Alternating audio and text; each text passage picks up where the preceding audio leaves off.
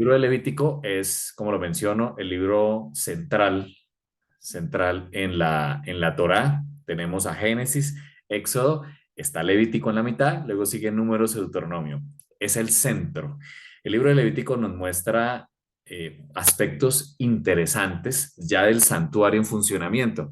Recordemos que en Éxodo terminamos con un santuario que se erige un primero de Nisan, como el que acabamos de pasar la semana pasada, el día miércoles y jueves con la luna nueva, el equinoccio de la primavera, que nos marca el nuevo año. Estamos arrancando el nuevo año de acuerdo a la escritura y el santuario se erige, la presencia del Señor desciende sobre el santuario. De hecho, dice la escritura que Moshe en el capítulo 40 de Éxodo no podía entrar más al santuario, y en el libro de Levítico nos muestra cómo se pone en funcionamiento, qué hay que hacer para poner en funcionamiento este santuario. Y por supuesto, nos vamos a dedicar al mueble que está justo en la entrada del santuario, que es el altar de los sacrificios, el que ustedes están viendo en pantalla.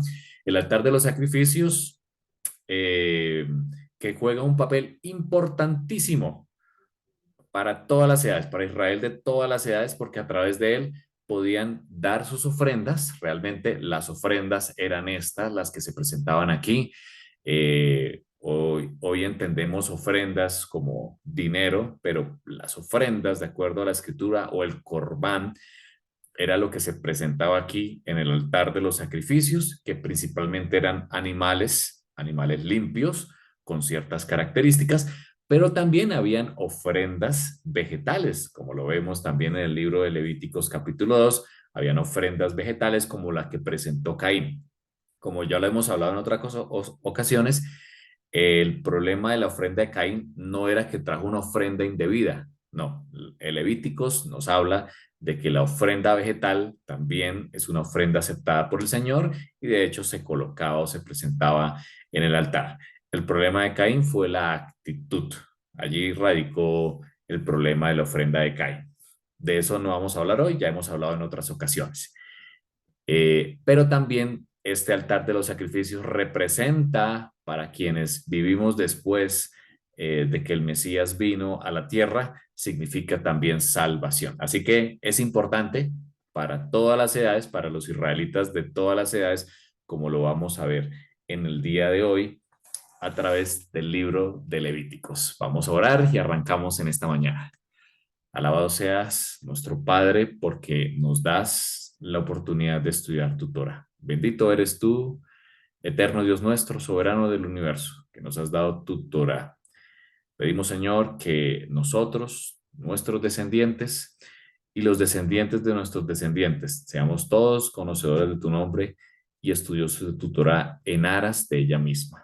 Bendito eres tú, eterno, donador de la Torah. Que sean palabras de vida para nuestra vida y que se conviertan en una vivencia, Señor. Bendice a quienes estamos aquí. Toma, Señor, las peticiones y las necesidades que traemos, Señor.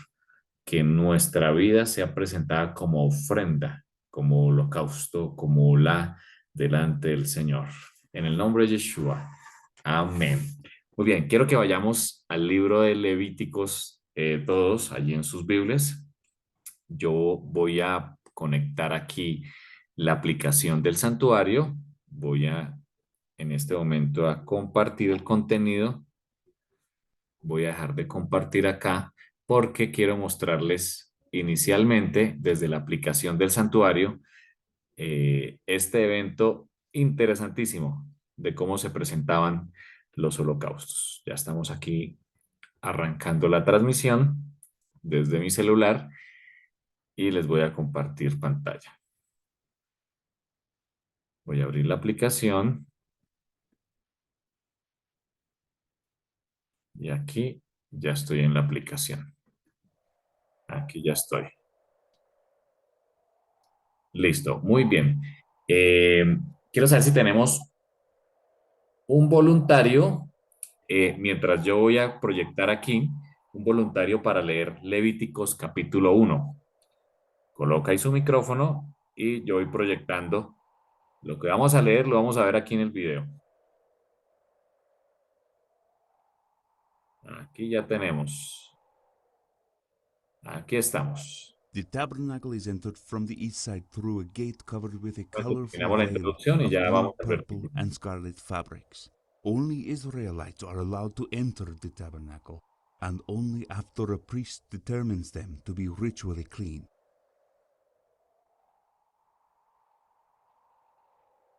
Muy bien, entonces estamos aquí ya en el tabernáculo. ¿Hay un voluntario para leer el capítulo 1 de Levíticos desde el versículo 1 hasta el versículo 8?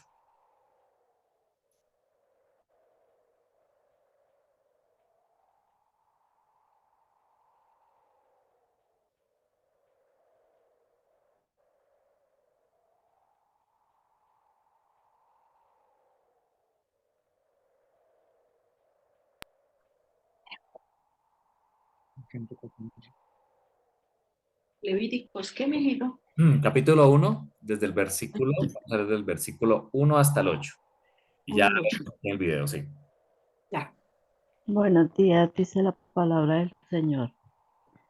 Llamó Jesús a Moisés y habló con él desde el tabernáculo de reunión diciendo, habla a los hijos de Israel y diles cuán alguno de vosotros ofrece ofrenda a Jehová de ganado vacuno u ovejuno, haréis vuestra ofrenda,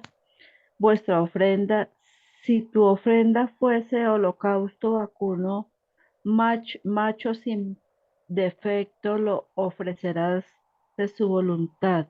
Lo ofrecerá a la puerta del tabernáculo de reunión delante de Jehová, y pondrá su mano sobre su cabeza del holocausto, y será aceptado para expiación suya. Entonces degollará el becerro en la presencia de Jehová, y los sacerdotes, hijos de Aarón, ofrecerán la sangre y la rociarán alrededor sobre el altar, el cual estará a la puerta del tabernáculo de reunión, y desarrollará el holocausto y lo dividirá eh, ay, en sus piezas, y los hijos del sacerdote Aarón pondrán fuego sobre el altar y compondrán la leña sobre el fuego. Luego los sacerdotes, hijos de Aarón, acomodarán las piezas de cabeza y la grosura de sus intestinos sobre la leña que está sobre el fuego que habrá encima del altar. Y el versículo 9.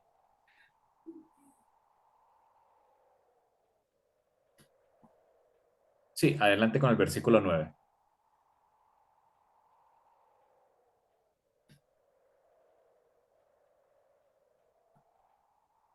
¿Sí? ¿Sí me escuchan? Sí. Sí, mijo, lo escuchamos. Sí. Te voy a leer.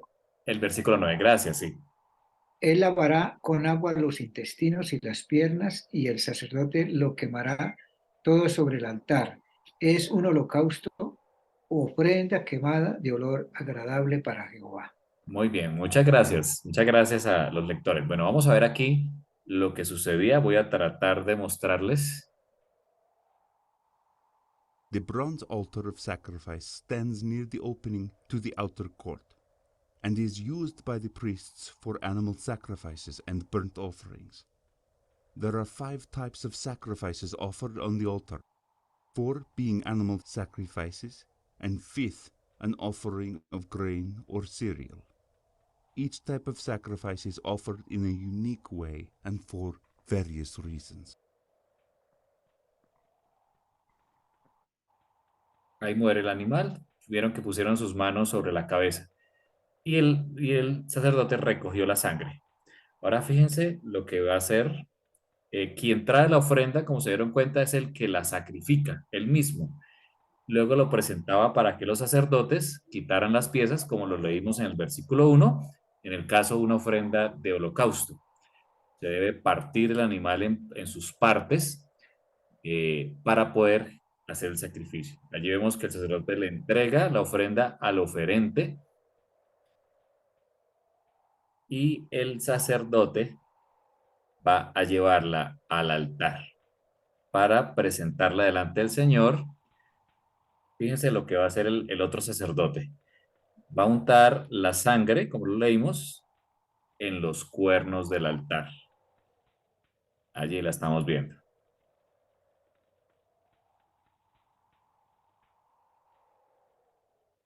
Y la sangre restante va a ser derramada, como lo vimos allí, en la base del altar. Es derramada toda la sangre en la base del altar. Ahí tratamos de seguir al sacerdote en la aplicación. Ahí termina de colocar. Mientras tanto, fíjense lo que está haciendo el otro sacerdote. Está alabando a Dios, adorando con sus manos hacia el cielo. Muy interesante, ¿no? Lo que acabamos de ver aquí. Como en el sistema de ofrendas que acabamos de leer el capítulo 1, es muy similar para los tres tipos de ofrendas que vamos a ver hoy. La ofrenda del holocausto, la primera. Número 2, la ofrenda de paz, ya la vamos a ver. Y tercero, la ofrenda por el pecado. Todos tienen una relación muy interesante con nuestra vida espiritual, pero también con lo que Yeshua hizo.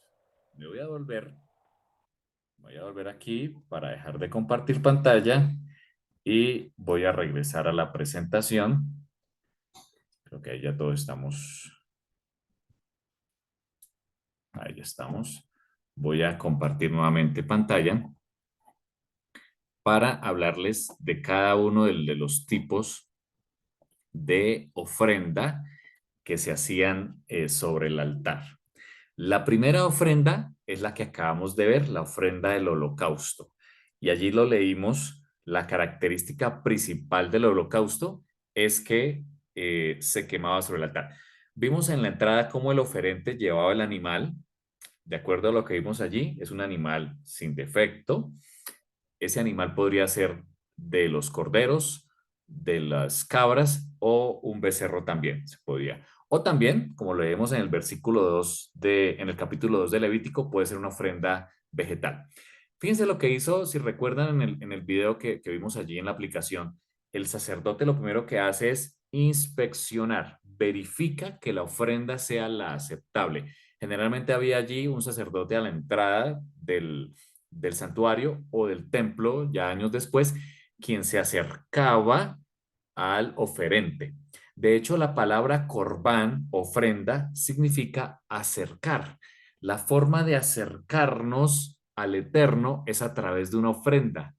Tiene mucho sentido en nuestro plano mesiánico con el sacrificio de Yeshua, que el oferente se acerca a Dios a través de una ofrenda. Hay un camino, ¿cierto? Un camino nuevo, como lo menciona Hebreos, alguien que es el mediador del nuevo pacto y que permite que nos acerquemos a Dios. Así como el oferente se acercaba con una ofrenda en sus manos, una ofrenda sin tacha, nosotros también hoy nos acercamos a Dios. El sacerdote se acercaba, verificaba la ofrenda y le preguntaba, esto es historia hebrea, le preguntaba al oferente cuál era el motivo de su ofrenda. El oferente le decía, esta es una ofrenda de un holocausto, que es este primer tipo que estamos viendo aquí. La ofrenda del holocausto era una ofrenda voluntaria, donde el oferente quería entregar una ofrenda, como hoy cuando tú entregas una ofrenda a un necesitado o también en tu congregación, tú entregas una ofrenda voluntariamente, ¿cierto? Nadie te obliga a hacerlo. También una ofrenda de paz, que es una ofrenda voluntaria, o una ofrenda por el pecado, esa ya no era voluntaria, era necesaria para poder limpiar el pecado que había allí. Entonces, la primera que tenemos aquí es la ofrenda.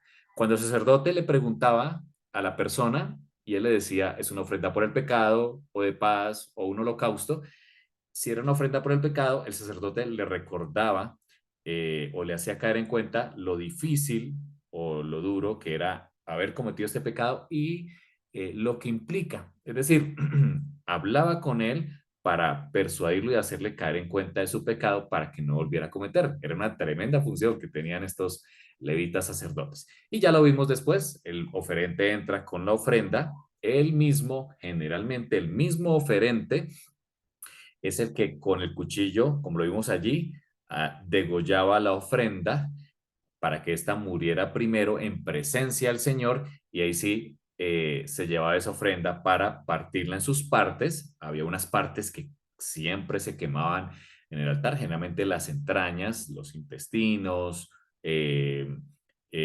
hígado, los riñones, siempre ardían por el altar. Eso tiene un significado preciosísimo porque los riñones y el hígado son los filtros del cuerpo, ¿cierto? Son los que limpian el cuerpo. Eso tiene un significado precioso con Yeshua, porque él también nos limpia de pecado.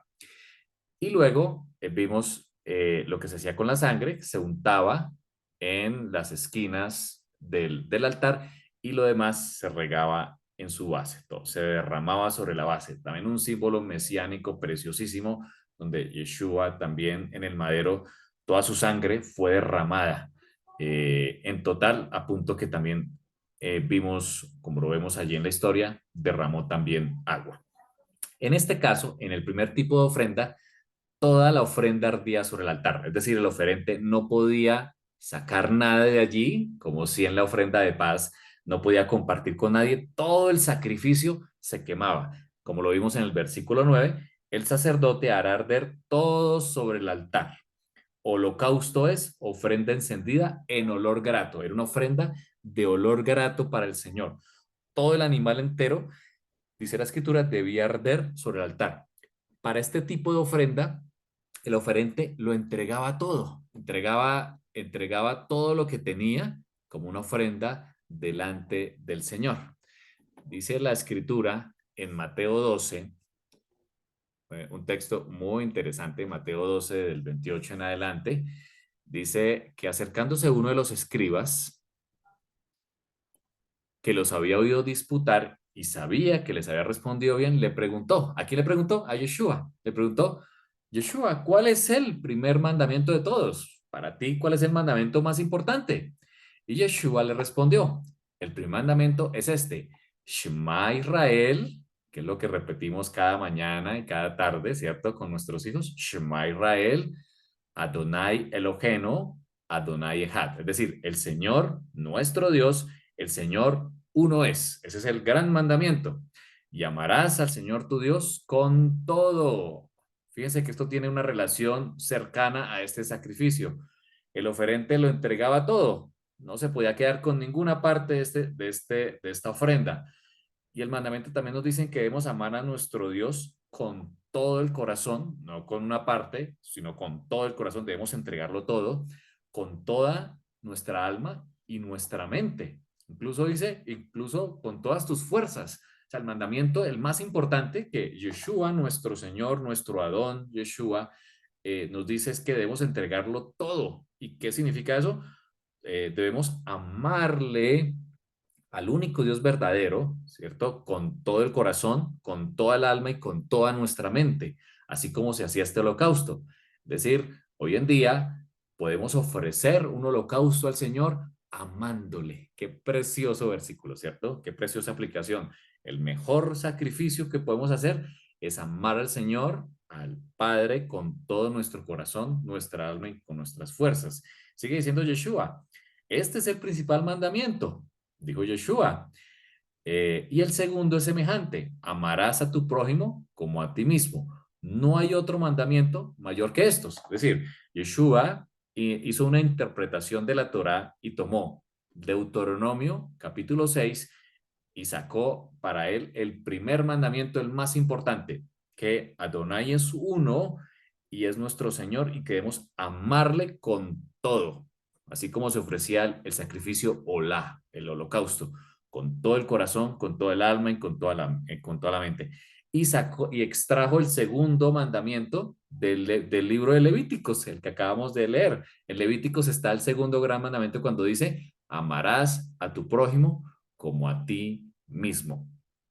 Para Yeshua, estos son los mandamientos más importantes. Esto no quiere decir, por supuesto, como algunos lo creen, que el resto de la Torá fue anulada, ¿no? Simplemente tenemos que hacer esto. Por supuesto que no, son los más importantes.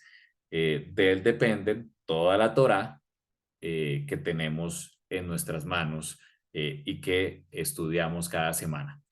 Fíjense lo que le contesta el escriba, versículo 32. El escriba le dijo, bien, maestro, verdad has dicho que uno es Dios y no hay otro fuera de él. Fíjense la creencia unicitaria que se tenía en ese momento y que Yeshua mismo lo mencionó y que el escriba, conocedor de la Torá, le respondió. Por supuesto, aquí no existía el concepto de Trinidad, sino de el concepto unicitario.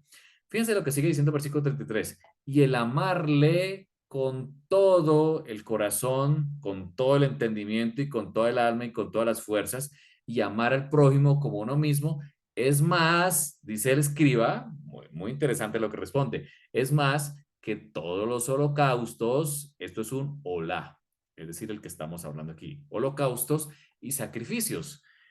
Qué interesante respuesta la que da el escriba a Yeshua cuando le dice, el amar a Dios con todo el corazón, con todo el entendimiento, con toda el alma y con todas las fuerzas, y al prójimo como uno mismo, es mayor. Es decir, nosotros tenemos un sacrificio o una ofrenda mayor que la que se ofrecía allí en el templo, y es amar a nuestro Dios con todo el corazón y amar a nuestro prójimo. De acuerdo a lo que el escriba estudioso de la escritura dice, es más grande que los holocaustos y sacrificios. Jesús, viendo que había respondido sabiamente, le dijo, no estás lejos. Fíjense la respuesta de aquí de Yeshua, no estás lejos del reino de Dios.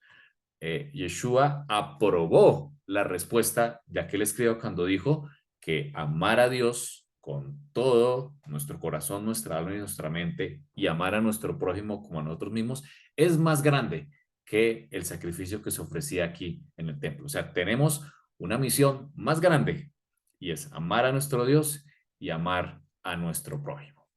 Dice Romanos 12:1, Shaul, a quien también llamamos Pablo, en un texto muy hermoso, muy conocido en la carta a los Romanos, cuando dice, así que hermanos, os ruego por las misericordias de Dios que presentéis vuestros cuerpos. Es decir, está diciendo, preséntense en todo, completamente. Dice él, en sacrificio vivo. Sacrificio vivo, dice él, santo y agradable a Dios, que es vuestro culto racional. La palabra culto que hoy interpretamos que es cuando vamos a nuestra congregación eh, y hacemos una alabanza, escuchamos la escritura, realmente el significado inicial es lo que hacía aquí el sacerdote. El culto es lo que hacía el sacerdote cuando recibía el cordero y lo que acabamos de ver allí, ese era el culto de acuerdo al pensamiento hebreo y asimismo las demás actividades que hacía en el lugar santo y santísimo. Aquí Pablo está diciendo que nosotros debemos presentar nuestro cuerpo, o sea, nosotros mismos, como sacrificio.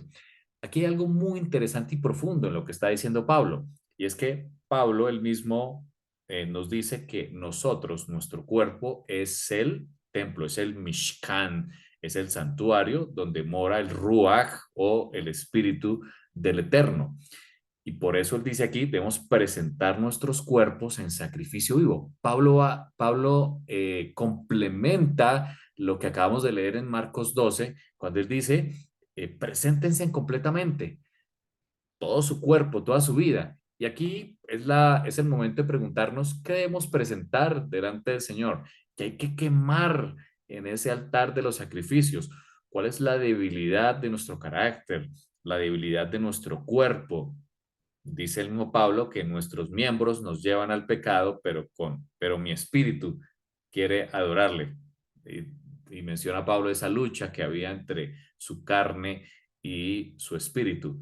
Pablo nos invita aquí a que quememos eso que nos lleva al pecado, esa debilidad que tenemos, la que hay en nuestro corazón y quizás que solo nosotros conocemos, Él nos invita hoy, inspirado por supuesto, a decir, preséntenla en sacrificio vivo. Esa es la forma de amar al Señor con todo tu corazón y es mucho más importante que el sacrificio físico que se hacía acá. Entonces, resumen, el primer tipo de ofrenda del holocausto, todo ardía sobre el altar en una ofrenda voluntaria de corazón. Quien lo hacía de corazón, desprenderse de un animal que era una posesión, además que era un medio de subsistencia, eh, era algo muy importante y Dios lo ve como un olor grato. Cuando tú presentas tu mente, tu cuerpo, dice el versículo, toda tu alma, todas tus fuerzas delante del Señor, es mucho más importante e incluye el amar al prójimo, mucho más importante que el sacrificio de holocausto. Vamos al segundo tipo de sacrificio o de ofrenda. Se llamaba ofrenda de paz. La ofrenda de paz también es voluntaria como la primera. En esta ofrenda de paz no todo se quemaba en el fuego. Había una parte de la ofrenda que se compartía. Esto es muy interesante. Una parte de la ofrenda se llevaba y se compartía con los levitas, que eran necesitados, por supuesto, no tenían territorio, no tenían propiedades, pero también con los necesitados, con las viudas que no tenían sustento. De acuerdo a la escritura, nuestra función es sustentar a las viudas. De hecho, las viudas no tenían por qué pagar por un sacrificio, sino ellas eran parte de ese beneficio de las ofrendas. Pero también se compartía con la familia, es decir, si un padre de familia quería compartir con su familia, con sus amigos, o quería hablar o hacerse amigo, terminar un altercado con alguien, presentaba este tipo de ofrenda. La llevaba ya al santuario y allí una parte del animal se quemaba, vamos a verlo, y otra parte del animal él la podía compartir. De hecho, hay una parte que se quedaban con los sacerdotes debían comer, ellos subsistían de estas ofrendas y también del maaser, del diezmo. Ellos comían una parte y el hombre podía llevar otra parte de ese animal para compartir en familia. De hecho, en las fiestas se usaba mucho el que las personas ofrecían sacrificios de shalom o de paz para compartir con el necesitado, para compartir con quienes estaban allí en la fiesta, porque en la fiesta debemos alegrarnos. En Shabbat y en las fiestas dice la escritura que debemos alegrarnos y un necesitado, si podía comer, pues por supuesto que eso alegraba el corazón. En Levítico capítulo 3 se narran las ofrendas de paz o las ofrendas de shalom. Eh, el el, el procedimiento era muy similar al anterior, como lo vemos allí. Llegaba el oferente, versículo 2, ponía su mano sobre la cabeza de la ofrenda, él mismo la degollaba a la puerta del tabernáculo de reunión y los sacerdotes rociaban su sangre en el altar alrededor. Versículo 3, luego ofrecerá el sacrificio de paz como ofrenda encendida a Adonai. ¿Qué ofrecía? Dice la grosura que está en las entrañas, la grosura que cubre los intestinos, los dos riñones, la grosura que está sobre ellos y sobre los ijares, y con los riñones quitará la grosura a los intestinos que están sobre el hígado. Es decir, todas las entrañas se quemaban sobre el altar. Recuerden que hay un mandamiento de no comer la grasa del animal, esa se quemaba en el altar. Lo demás sí lo podía llevar el oferente para compartir en familia, para alegrarse. Era una ofrenda para alegrarse. Por supuesto que era una ofrenda que el Eterno recibía. Hay una ofrenda que también se presentó para traer paz. Y lo dice Pablo, hablando a los Efesios. Ya pusimos aquí en silencio. Que Pablo habló en la carta a los Efesios. Recuerden que las cartas fueron escritas hacia un grupo de personas de una ubicación geográfica. Fue escrita para ellos, pero nosotros también extraemos algunas lecciones. Dice Efesios 2:11, por tanto, acordaos, dice aquí Pablo, que en otro tiempo vosotros, los gentiles, le está hablando a quienes vivían a Israel en la dispersión y también a los gentiles que estaban lejos del pacto, no eran parte del pueblo de Israel. Dice, erais llamados incircuncisión por la llamada circuncisión hecha con mano en la carne. En aquel tiempo estaba sin el Mesías, es decir, incluso nosotros, ¿no? Antes de conocer al Mesías, alejados de la ciudadanía de Israel y ajenos a los pactos de la promesa, sin esperanza y sin Dios en el mundo. Pero ahora, dice Pablo, en el Mesías Yeshua, vosotros, o sea, cuando aceptamos ese sacrificio, esa ofrenda, ¿cierto? Ese cordero como se llevaba allí al santuario, cuando nosotros aceptamos la ofrenda, dice Pablo, somos hechos cercanos. O sea, antes no podíamos acercarnos al templo, no teníamos una ofrenda. Y sin ofrenda no se podía presentar nadie delante del Señor, no se podía presentar nadie con las manos vacías, dice la Torá.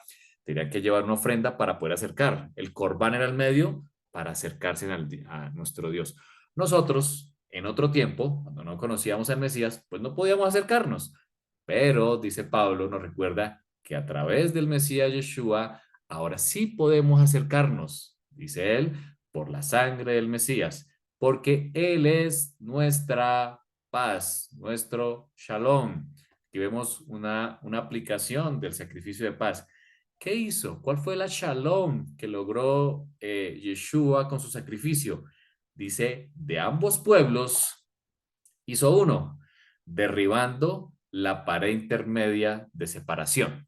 Recordemos que en el templo herodiano, había una pared antes del patio de las mujeres que vimos en la clase anterior, por fuera del patio de las mujeres, donde los incircuncisos o los extranjeros no podían pasar. Era imposible pasar de acuerdo a la Torá, no podían porque eran incircuncisos, a menos que aceptaran al Dios de Israel, a menos que aceptaran al Dios de Israel y fueran parte del mismo pueblo, podían participar y entrar libremente.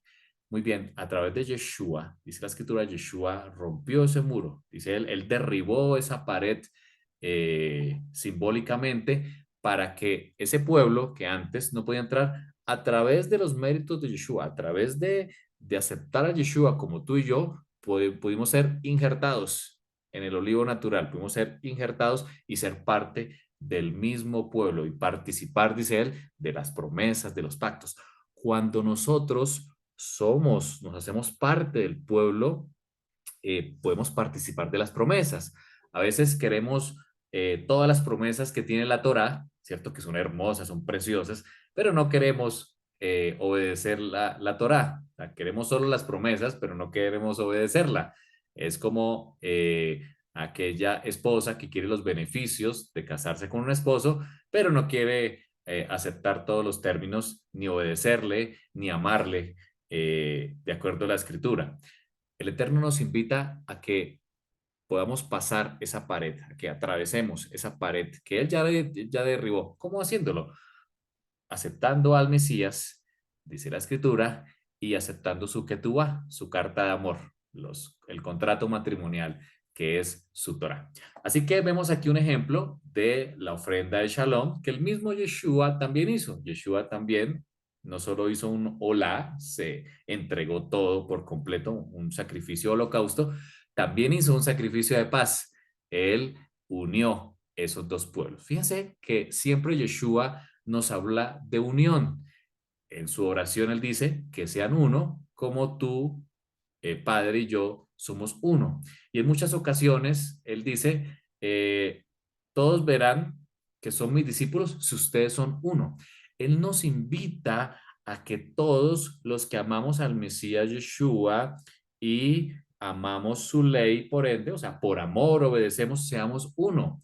Él quiere, y eso es lo que tenemos que ser como congregaciones, no podemos mantener los límites o las paredes en nuestras congregaciones o nuestras denominaciones, porque lo que finalmente Yeshua va a encontrar cuando Él regrese debe ser un solo pueblo. Así que este es un llamado a que todos debemos unirnos, quienes amamos a Yeshua y queremos obedecerle por amor.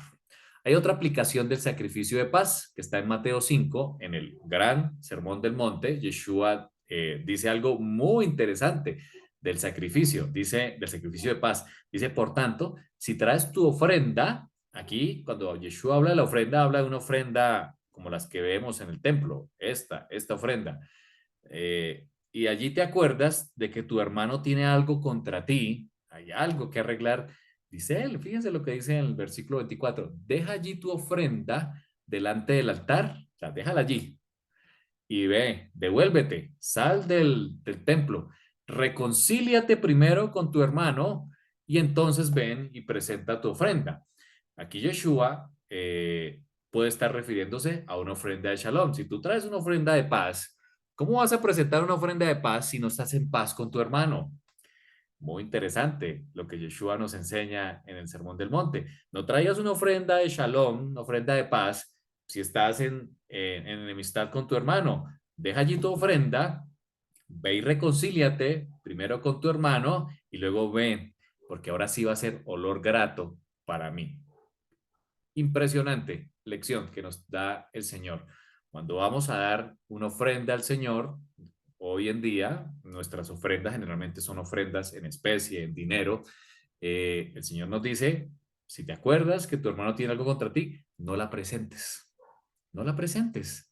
De hecho, Pablo también lo dice, que el Señor ama al que da con alegría.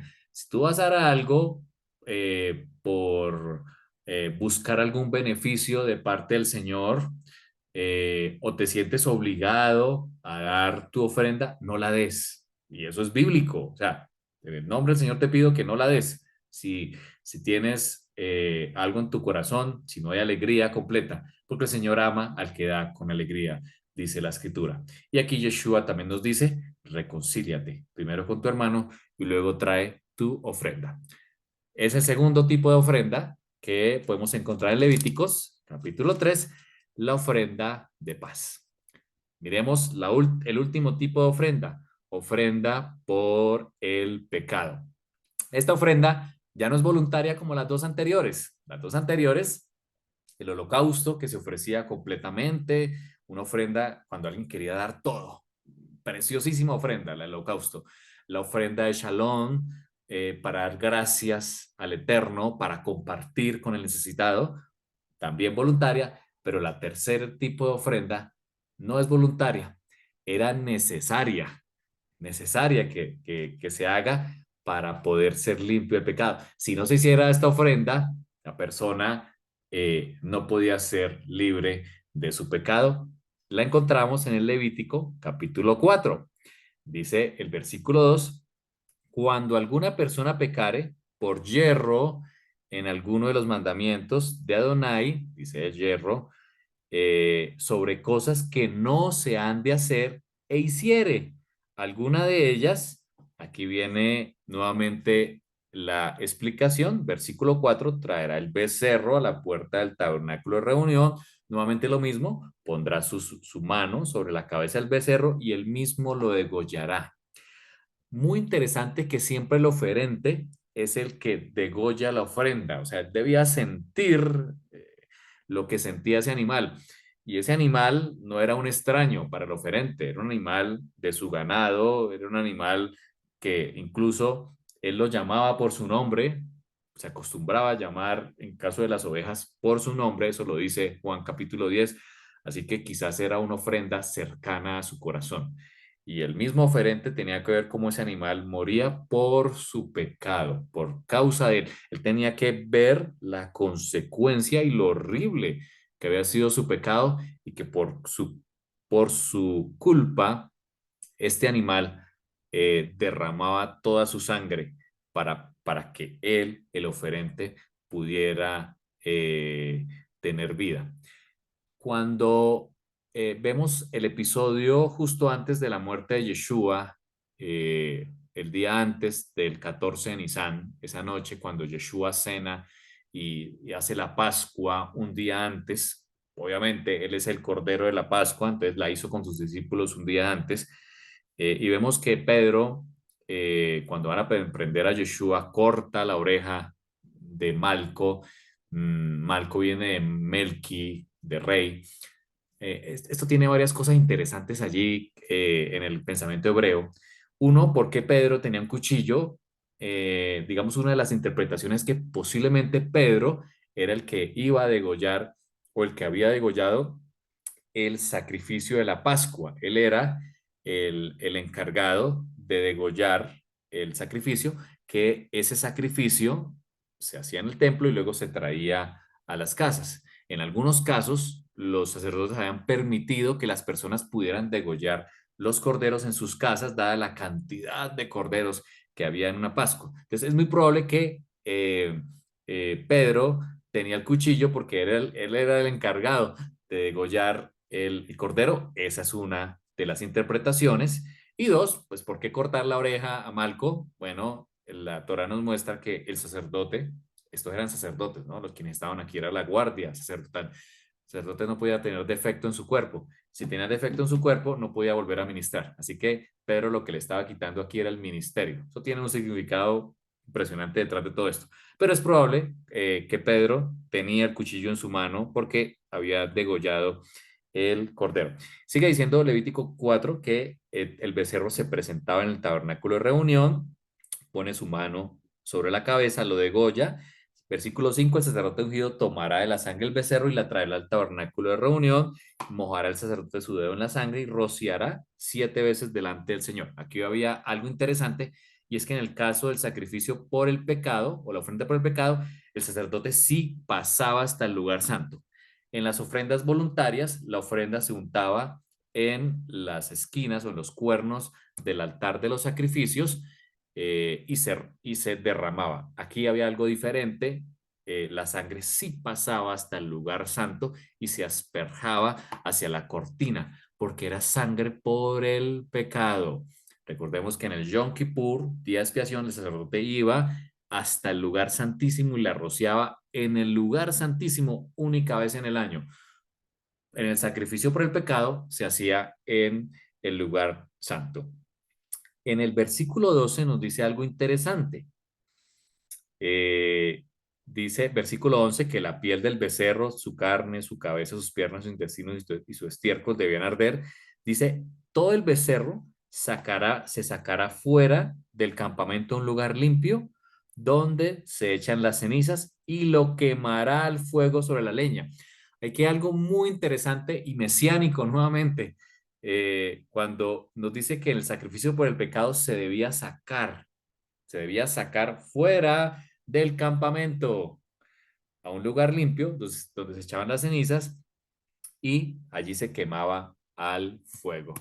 Muy bien, dice Hebreos capítulo 13, Hebreos, que nos habla acerca de el pacto renovado y cómo a través del sistema de sacrificios y del día de expiación somos renovados hoy. Dice Hebreos 13, porque los cuerpos de aquellos animales cuya sangre es a causa del pecado, aquí el autor de Hebreos está hablando de esta ofrenda, la ofrenda por el pecado. Dice, es introducida en el santuario por el sumo sacerdote, son quemados fuera del campamento. El sacrificio por el pecado tenía esa distinción de que el animal no era quemado allí, sino era quemado fuera del campamento. Muy interesante. Bueno, aquí el autor de Hebreos nos dice, por lo cual también Yeshua, para santificar al pueblo mediante su propia sangre, padeció ¿dónde? ¿Adentro de la ciudad? No, fuera de la ciudad. Yeshua cumplió a cabalidad la Torá. Él no podía morir en el santuario, como algunos han interpretado, que Yeshua debía morir en el santuario.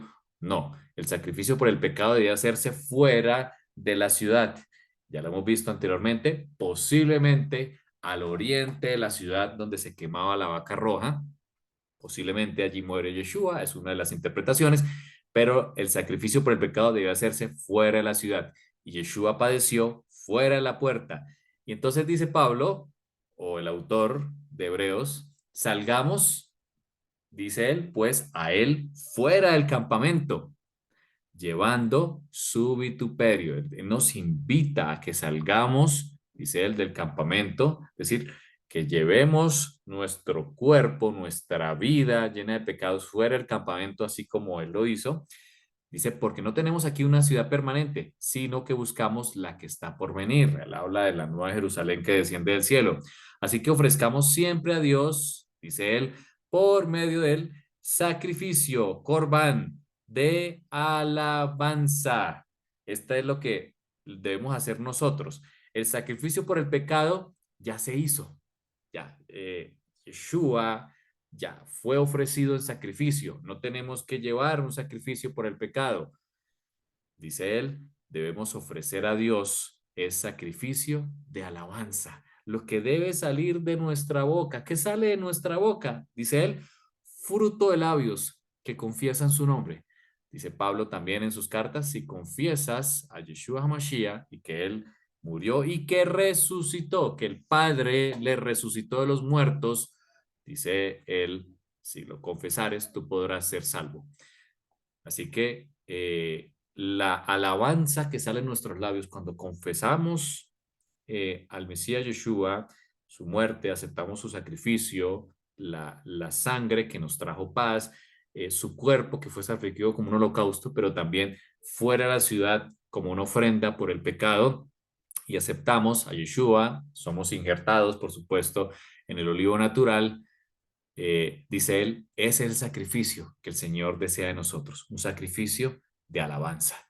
Dice él, y termina con algo muy interesante, y de hacer el bien. No olviden, parte de ese sacrificio de alabanza es hacer el bien, es ayudar al prójimo. Dice, de la ayuda mutua no os olvidéis, porque de tales sacrificios se agrada a Dios. Es decir, la ofrenda por el pecado fue cumplida por Yeshua. Él fue quien murió en nuestro lugar fuera de la ciudad. Lo que nosotros nos corresponde hoy en día es hacer sacrificios de alabanza. Por eso en Pesa, ya vamos a hablar de la fiesta de Pesa, no llevamos un cordero, porque el cordero ya fue ofrecido, ya el cordero pascual ya fue ofrecido. Lo que debemos hacer nosotros es confesar, ¿cierto? Hacer sacrificio de alabanza. Y dos, de hacer el bien. Dicen los sabios hebreos que nuestra función es estudiar la escritura y hacer buenas obras. Ellos lo interpretan así. Muy bien, aquí también el autor de Hebreos lo dice, sacrificio de alabanza y no olviden de hacer el bien a otros.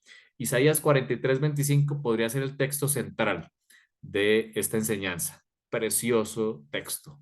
Creo que debemos tenerlo subrayado en nuestras Biblias y Isaías quizás viendo este sacrificio en el altar, cuando se ofrecían sacrificios y no había una conversión en el corazón, porque él mismo lo dice, inspirado, no quiero más toros ni sacrificios, yo quiero su corazón. Escribe, yo, dice el Eterno, yo el Eterno, yo soy el que borro tus rebeliones por amor de mí mismo. Qué hermoso, ¿no? Y no me acordaré más de tus pecados. Precioso, así como en esta ofrenda, todo el animal era consumido por el fuego. Asimismo, el Señor dice, asimismo, de esa manera, como ese animal es consumido fuera de la ciudad por el fuego, yo borro tus rebeliones por amor de mí mismo. Qué hermoso, ¿no? Y no me acordaré, dice el Señor, no me acordaré de tus pecados. Por supuesto, también conocemos el texto cuando el Señor dice que los echo al fondo del mar, donde no me acuerdo de tus pecados. Cuando el Señor borra nuestros pecados, cuando hacemos sacrificio de alabanza y confesamos que Yeshua es nuestro Salvador a través de su sangre, el Señor borra nuestros pecados y dice la Escritura, y no se acuerda más de ellos. Somos nosotros los que nos acordamos de ellos, no queremos desprendernos y volvemos a caer en los mismos. El Señor dice, no me acuerdo más de tus pecados. Yeshua es el centro de la Torá. Así como Levítico, lo estamos viendo, es el centro de la Torá. Levítico nos muestra al Mesías. Dice Juan 1:29, he aquí el Cordero de Dios que quita el pecado del mundo. Johanán, el inmersor, o Juan el Bautista, lo dijo, viendo al Mesías que caminaba hacia él. He aquí el Cordero de Dios que quita el pecado del mundo. Esta frase es muy importante porque nos habla no solamente del Cordero de Pesa, pero también el que quita el pecado, es decir, el macho cabrío del día de la expiación. Primera de Pedro 1, 28, 29 dice, fuiste rescatados, rescatados. Había un rescate que se debía dar.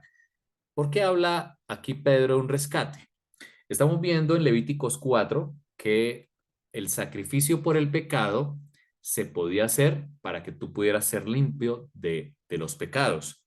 Pecados, algunos voluntarios y otros involuntarios. De hecho, la Torá habla de que si tú pecas involuntariamente, tienes que arrepentirte. Pablo lo dice, el que peca involuntariamente, involuntariamente también se pierde. Por eso se hacía este sacrificio.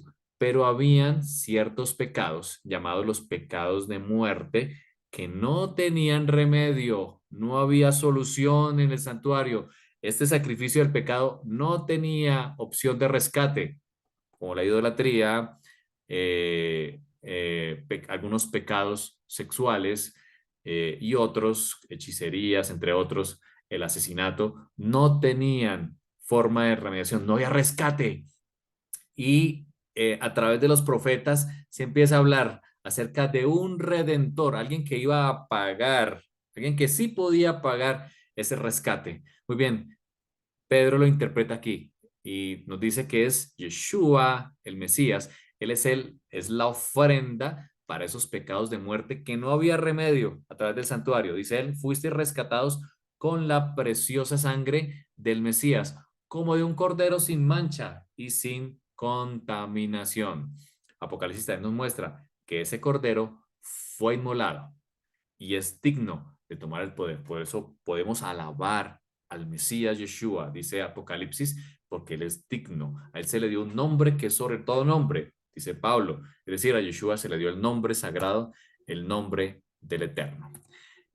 Romanos 10:4 nos muestra que el Mesías es el fin de la ley.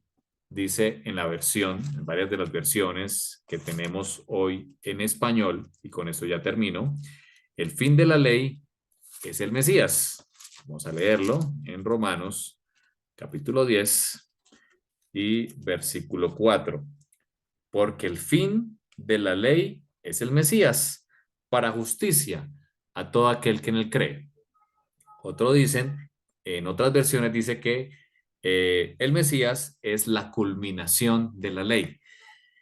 Esa palabra culminación o fin realmente se refieren a que cuando el Mesías vino, se anula la ley, todo lo contrario. Vemos aquí en el Strong, en la concordancia Strong 50-56, la palabra telos, es la palabra que está aquí en este texto de Romanos 10:4, viene del primitivo, que significa fijar fuera por un punto definido o habla de una meta. Aquí empieza a hablar de algunos significados muy interesantes. Quizás cuando en nuestras Biblias se habla de que el fin de la ley es el Mesías, no quiere decir que se acaba la ley, sino que es la meta, que es el objetivo. Aquí yo he puesto una palabra que me gustó mucho del Strong y es el propósito. Otro de los significados puede ser la conclusión. Me gusta mucho, ¿no? Cristo es la conclusión de la ley. Vemos que así como Levítico está en la mitad de la Torá, Yeshua está en la mitad de la Torá. Yeshua es el propósito. Me gusta mucho este significado, la conclusión de un acto. Dice también la terminación de algo o el resultado. Yeshua es el resultado de la ley. Bien, aquí hay otras definiciones de donde se toman nuestras Biblias en español. Por ejemplo, un extremo, el fin, esta es la que toma la Reina Valera. Finalmente, impuesto, viene la palabra propósito. Me gusta mucho esa palabra. Es decir, que Yeshua es el objetivo de la ley, es el propósito, es la conclusión. Si queremos concluir la Torá es el Mesías. La Torá nos muestra el Mesías. Lo estamos viendo aquí en el libro de Levíticos. Así que este texto de Pablo se puede leer como, de hecho, el Mesías es la conclusión. El Mesías es el objetivo. El Mesías es la conclusión. El Mesías es el propósito de la ley para todo el que cree sea justificado. Si tú crees al Mesías, tú estás cumpliendo el propósito de la Torá. Y Yeshua, el mismo Mesías, nos dice, si me amáis, dice él, guardad mis mandamientos. Aquí vemos claramente cómo a través de la Torá podemos ver al Mesías y más aún en este libro que estamos arrancando, el libro de Levíticos. Él es la culminación, Él es el propósito, Él es el objetivo de la Torá, el que vino a rescatarnos, a ofrecer todo su cuerpo como un sacrificio de holocausto, como un sacrificio de paz al unir los dos pueblos, derribar la pared intermedia, pero también como un sacrificio por el pecado, muriendo fuera de la ciudad y cumpliendo la Torá y siendo nuestra expiación en el día de hoy. Vamos a orar. Te damos gracias, Señor, por el sacrificio y por la ofrenda presentada por nosotros. Gracias, Señor, porque a través de este corbán podemos acercarnos delante del Padre. Un corbán sin tacha, sin arrugas, sin defecto. Un corbán para nuestra liberación. Un corbán para nuestra propiciación. Gracias porque su sangre fue derramada y su cuerpo fue muerto fuera de la ciudad para nuestro beneficio, Señor. Hoy nos acercamos con sacrificio de alabanza en nuestros labios, confesando que Yeshua es el Mesías. Confiésalo ahí también tú en la oración. Confiesa el Mesías. Gracias, Señor, porque podemos acercarnos y de esa manera el muro es derribado. Somos injertados en el olivo para poder disfrutar de las promesas que tienes para tu pueblo, el único pueblo por el cual vendrás, llamado Israel. Todos somos Israel, Señor. Aceptamos al Dios de Israel en nuestra vida y nos alejamos del pecado. De manera o como un acto de amor, Señor, decidimos obedecer tu Torah. Obedecemos, Señor, la carta como muestra de nuestro amor. Gracias, Señor, por tu palabra en el nombre de Yeshua. Amén y amén. Muchas gracias.